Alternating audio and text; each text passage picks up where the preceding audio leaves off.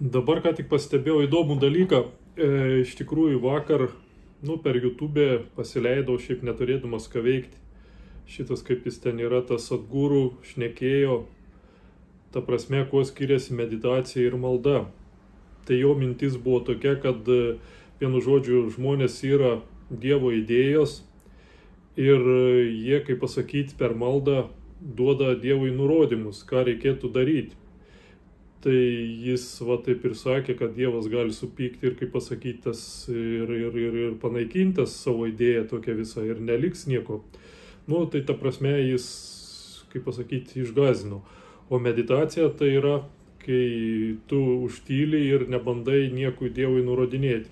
Tai čia tokia mintis yra, kad per maldą, mes esam Dievo idėjos ir per maldas mes nurodinėjom Dievui, ką daryti, o meditacija tylim ir vienu žodžiu ir nieko nenurodinėjom.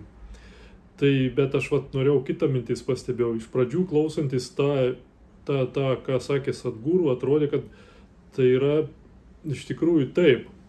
Bet šiandien, kai pabandžiau pakartoti visą tą, ką jis ten sakė, ir supratau, kad iš tikrųjų truputį, yra ne taip.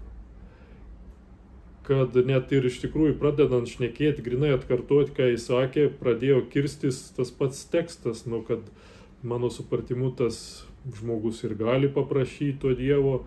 Iš kitos pusės aš ir kaip reikėtų pasakyti, kad kol žmogus šnekasi su Dievu, tai yra normalu, kur jis pats kalbasi.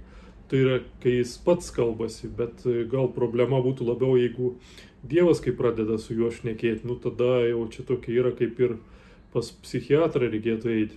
Bet kol jis kalbasi, prašo, palengvinat savo širdį, gal yra viskas normalu. Ir iš kitos pusės taip pat ir su meditacija nieko nėra bloga.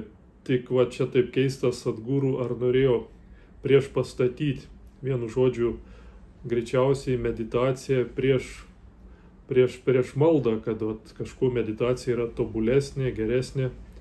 Bent man tai pasirodė, nes aš daugiau nesuprantu priežasties, kodėl jis tą turėjo taip ten sakyti, kaip pasakyti. Ir dažnai atrodo tokia, kad pirmą pasakius, kai įtaiga, kai žmogus sako, atrodo viskas gerai.